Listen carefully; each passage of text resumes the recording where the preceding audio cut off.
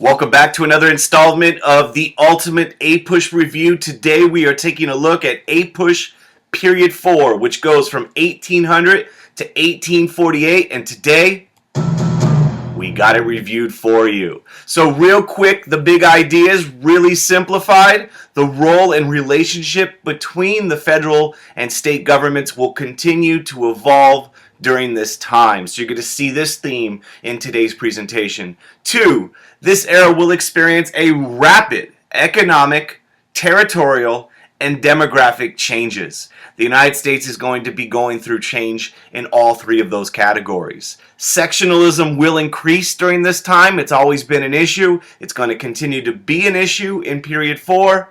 The new republic will both extend democratic rights and continue to struggle to define and extend democratic ideals to all Americans. Translation, some Americans are going to see the right to vote suddenly, and others are going to continue to be denied that. And then finally, various reform movements will seek to change American society. So let's take a look. Kind of one of the important points you're going to see is America is expanding its territory. The size of the United States is going to more than double during this period. In fact, the U.S. will attempt to increase our foreign trade, expand our borders, and at the same time, especially after the War of 1812, attempt to isolate ourselves from foreign affairs.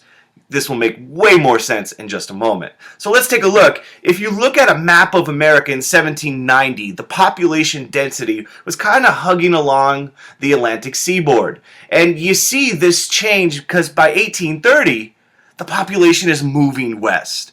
You know, you still got these population centers like Boston and Philadelphia, but people are moving west with increasing frequency. And there's a lot of different reasons for it. One, the population's growing through natural population growth. Birth rate is allowing the population of the United States to increase. You also have this huge amount of immigration coming, especially around 1830 and especially 1840. The number of immigrants increase, and the people who are coming are different. The number one group is the Irish, number 2 is the Germans, and then number 3 are English immigrants as well as others. Transportation improvements allow this western expansion to take place as well. You know, we have this transportation revolution with canal building, the first national road, the Cumberland Road, and eventually, of course, the big one, railroads in the 1830s and 40s. So transportation improvements allow this western expansion. And then with Eli Whitney's cotton gin, invented in the 1790s, cotton production is going to increase. And Southerners are looking for more and more land, and with the increase of cotton production, unfortunately, goes the increase of slavery. And it's going to be moving west into places like Alabama and Mississippi and Missouri.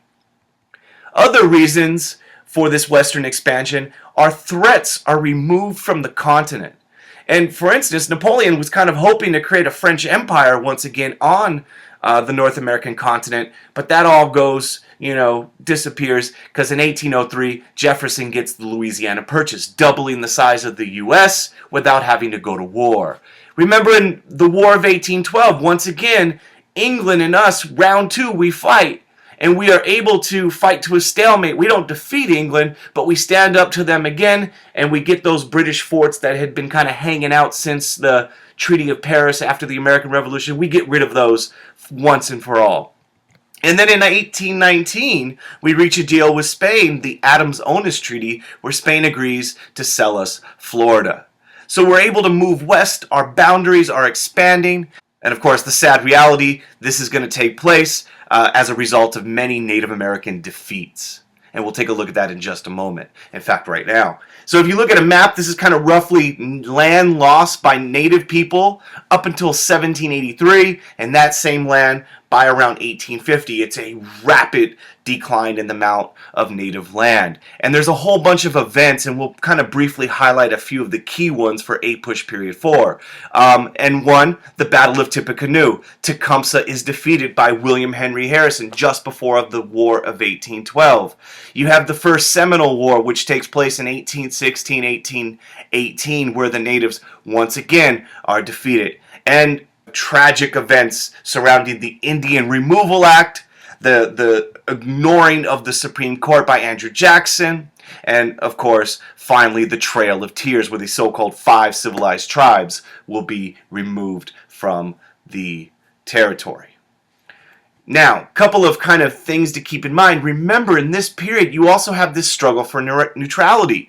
Even before 1800, Washington, Adams had been trying to stay neutral from the war, the Napoleonic Wars. And we had the Chesapeake Leopard Affair in 1807, where England attacks our ship, the Chesapeake. We have the Embargo Act, which is a big epic failure. You can't trade with anybody. And it's replaced by the Non-Intercourse Act, where in 1809, and eventually make its bill number 2, which all of those are unable to really preserve American neutrality, which leads eventually to the War of 1812. And there's a lot of reasons why we have the War of 1812. You know, we want to defend our neutrality from impressment. We want to defend our national honor. There's also those continued forts on U.S. soil. Tecumseh and his brother are being supplied by the British with guns, which are then being used against Americans on the frontier. And of course, some of those war hawks like Henry Clay and John C. Calhoun are talking about, why don't we expand our territory and take Canada? And eventually we have the War of 1812 under James Madison, which leads eventually to the Treaty of Ghent, and all is settled once again between us and our former mother country. Key concept in the APUSH standards, the U.S. will seek to expand its global presence by focusing its expansion on the North American continent and continuing to promote foreign trade. So kind of some highlights for this is, of course, the Louisiana Purchase, already mentioned. Jefferson goes to war rather than pay tribute to the Barbary pirates. He goes to war, uses the Navy, which he criticized under Adams, to fight the Barbary pirates. The War of 1812 preserves our neutrality. The Rush-Bagot Treaty of 1807, Secretary of State John Quincy Adams helps negotiate an agreement where England and the U.S. agree to disarm the Great Lakes region, possibly preventing a war.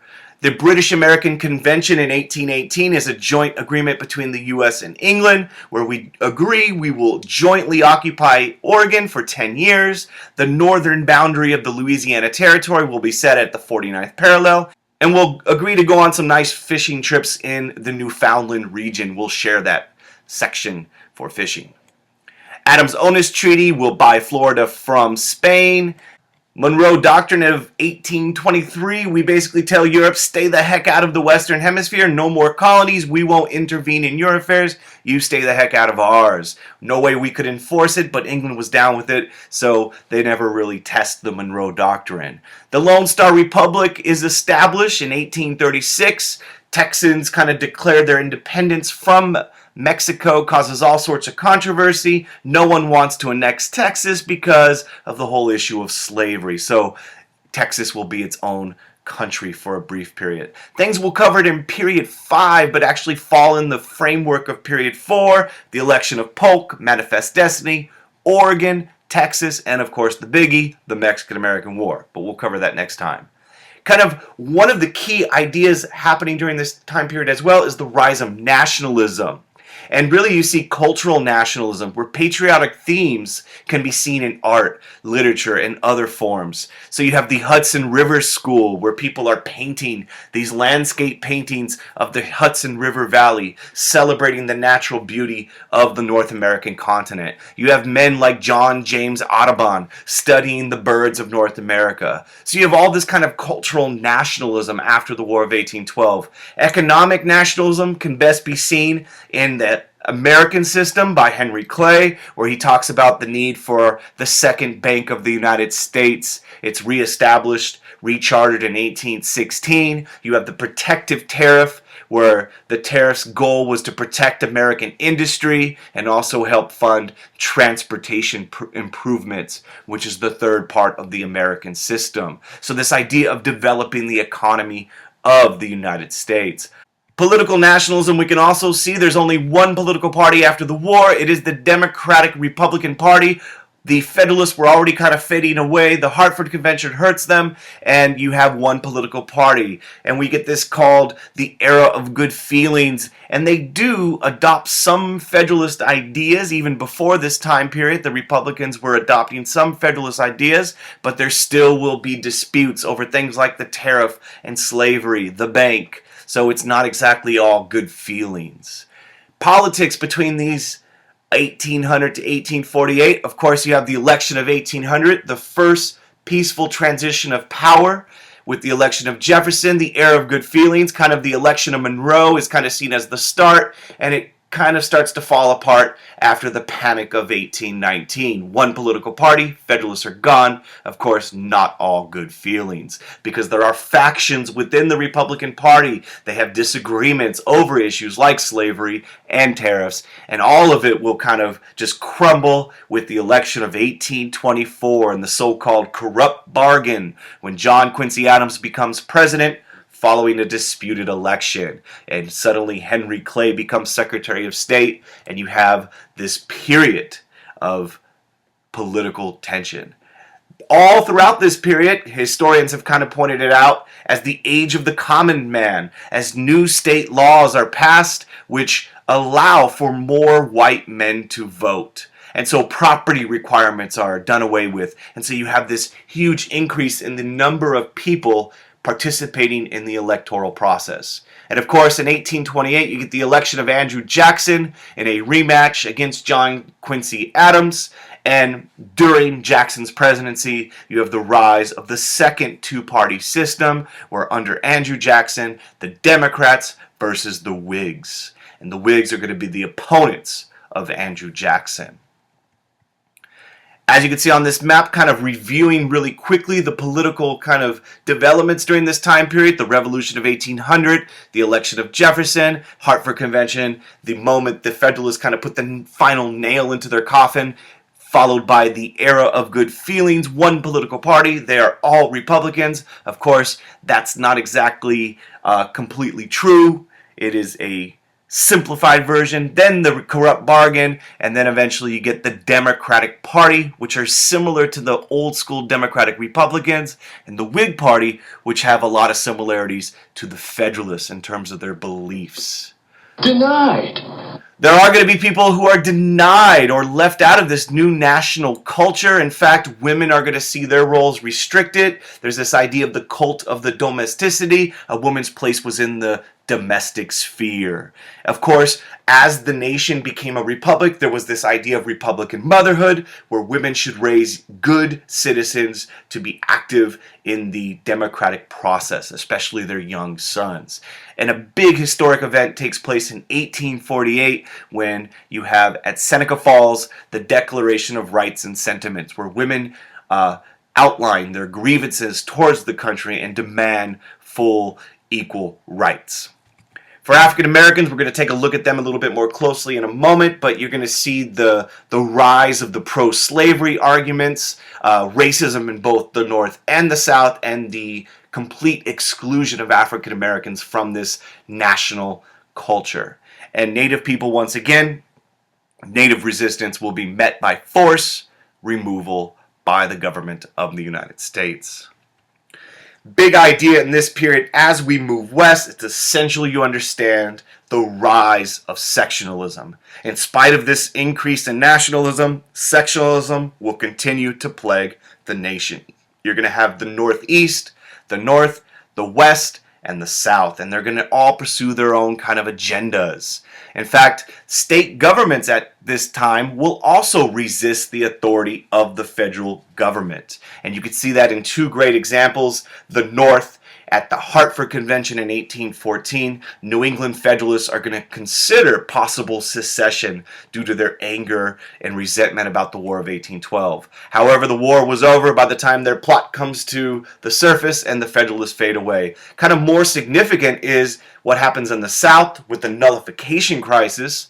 In 1828 to 1832, South Carolina votes to nullify the Tariff of 1828 and 1832, creating a serious problem, and Jackson, as the president, orders federal troops, and eventually you get the Compromise Tariff of 1833, also known as the olive branch and the sword. So state governments are going to be resisting the federal government at times. And once again, that idea of sectionalism, so important. In spite of this increase in nationalism, sectionalism will continue to plague the nation. We've seen some of these examples, but quick review. The Second Bank of the United States, supported by the North, opposed by the South. Internal transportation improvements, heavily favored by the West, but state rights supporters oppose the spending of federal money on internal improvements. Protective tariff of 1816 is going to be supported by northern manufacturers, resisted by southerners very often. The Missouri issue is going to be a hugely complicated sectional crisis because it's going to divide the North and the South. Should slavery expand into new states? And it's temporarily going to be solved by the Missouri Compromise, where they make Missouri a slave state, Maine a free state, and they cut off slavery north of 3630. The nullification issue we've already mentioned, where South Carolina is going to resist the tariff of 1828, and other southern states are going to kind of morally support South Carolina. And Andrew Jackson, of course, is going to respond with the olive branch and the sword. And then, of course, a big problem is going to happen with the national bank debate, where Jackson is going to veto the rechartering of the bank, and you're going to have the rise of pet banks. This is going to be an issue that's going to also, to some degree, divide Northerners and Southerners. In spite of this sectionalism, though, you see this commitment to the Union. In fact, when Daniel Webster and Robert Hayne debate in 1830, it is Daniel Webster who rejects the idea that a state could defy or leave the Union. Andrew Jackson also rejects that when he puts the smackdown on South Carolina during the nullification crisis in 1832. So there is this commitment to the Union, but there is sectional tension. In spite of this kind of effort by states and different sections of the country to kind of pursue their goals, the Supreme Court will increase the power of the federal government during this time. We saw it, John Marshall, kind of the Federalist judge, Marbury versus Madison, the importance of judicial review. They established that precedent. McCulloch versus Maryland, the court rules the Second Bank of the U.S. is constitutional, therefore saying the federal government can create the bank. And another case, Gibbons versus Ogden, states do not regulate interstate commerce, trade between states, the federal government does. So all of these different cases during John Marshall's tenure as the Chief Justice are going to further the power of the federal government. Regional sectional identity of the South, a couple things you should keep in mind. The cotton gin is invented in 1793. It's going to transform cotton production. Slave ownership was a sign of status. And in the South, you have the kind of rise of this aristocratic plantation class. Those people had the wealth. The majority of Southerners did not own slaves, yet supported the institution of slavery. Only about 25% of Southerners actually owned any slaves at all, but there was this hope of one day they themselves would own slaves as well. They have this code of chivalry in the South, this strong sense of honor amongst Southerners, and as Northerners became critical of slavery and slave revolts were taking place, Southerners became very defensive of the institution of slavery. In fact, you see George Fitzhugh defending slavery as a positive good. It was better than the factory labor in the North, and in some instances, you see the use of religion to defend slavery. Amongst African Americans, the experiences were mixed depending upon where they were, but life under slavery sucked no matter who you were. Slaves relied on extended or surrogate families to kind of maintain emotional bonds with one another, to resist the inhumanity of slavery. During the Second Great Awakening, there's the importance of the slave spiritual, slave music, and religion. Many slaves during the First and Second Great Awakening take on Christianity, like becoming Methodists, and the importance of fusing African religions with Christianity, and you get these kind of hybrid faiths. Slave resistance plays a key role. You're going to have all sorts of different ways that slaves are going to show their unhappiness with the institution: sabotage, destroying things, destroying tools, running away, work slowdowns, and the most obvious one is going to be rebellions. And Denmark Vesey is an example in 1822 in Virginia. His rebellion is going to be betrayed, and he is, along with his supporters, are going to be killed before the rebellion can take place. Nat Turner is going to have some luck. In 1831, he is going to rebel. Unfortunately for Nat Turner and his followers, after the rebellion takes place, eventually they are captured and killed as well. And these rebellions and the threat of rebellions leave southern states to pass stricter slave codes. There is going to be a growing abolitionist movement in the North. There is going to be a free black population in the North and the South, with severe restrictions on them in both places. And you're going to get individuals like David Walker, his famous appeal to the colored citizens of the world in 1829, basically talking about the importance of fighting back against the inhumanity of slavery. Other abolitionist movements, the American Colonization Society, their whole plan was to eventually slowly free slaves and send freed slaves to Africa. You also get individuals like William Lloyd Garrison, the American Anti-Slavery Society he creates, calling for immediate, uncompensated emancipation in his famous newspaper, The Liberator. And a lot of other individuals, such as Frederick Douglass, and so on.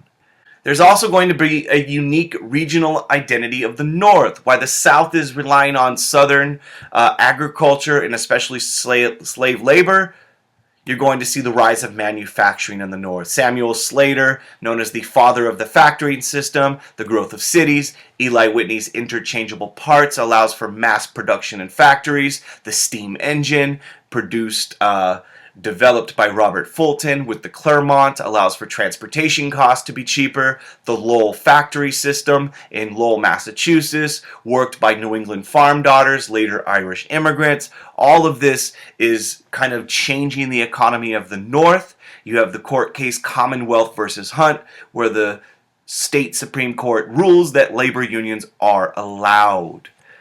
And as a result of these opportunities in the factory system, immigrants are coming into the U.S., the Irish, the Germans, the English, and every other group that was coming, and they tended to settle in the North or in the Midwest farm regions.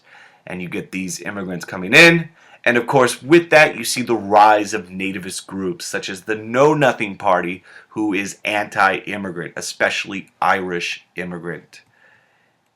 Keep in mind, although these two regions are developing unique characteristics, the economic activities of the South and North were linked together. Southern cotton provided the raw material for manufacturing in the Northeast. And also, closing out, in this period of time, you have the Second Great Awakening take place, Charles Finney and the religious revivalism, this idea of spiritual reform from within. And these awakenings are sweeping the frontier, and huge number of conversions and religious revivalism. But also during this time period, you have various social reform movements. You have the temperance movement, the American Temperance Society trying to get people to stop drinking. You have prison reform by Dorothea Dix. You have the abolitionist movement, people like Frederick Douglass, William Lloyd Garrison, David Walker, and many, many others. You have women's rights movement, Seneca Falls we've seen, education in the North in Massachusetts with Horace Mann, and a whole bunch of utopian societies, some religious, such as the Mormons and the Shakers, others like Brook Farm, where they're trying to create these model idealistic communities to reform society. Alright everybody, that's going to do it today. Passing APUSH is hard work. Hopefully this video on period 4 made it just a little bit easier. And if you're confused with anything, post a comment. If you thought the video helped you out even just a little bit, hit that little thumbs up guy. And if you haven't already done so, subscribe to Joe's Productions. We're always making new videos and we love the support. And if after a long day of studying for APUSH you find yourself looking like this, take a break, go look at some blue skies, and have a beautiful day. Peace.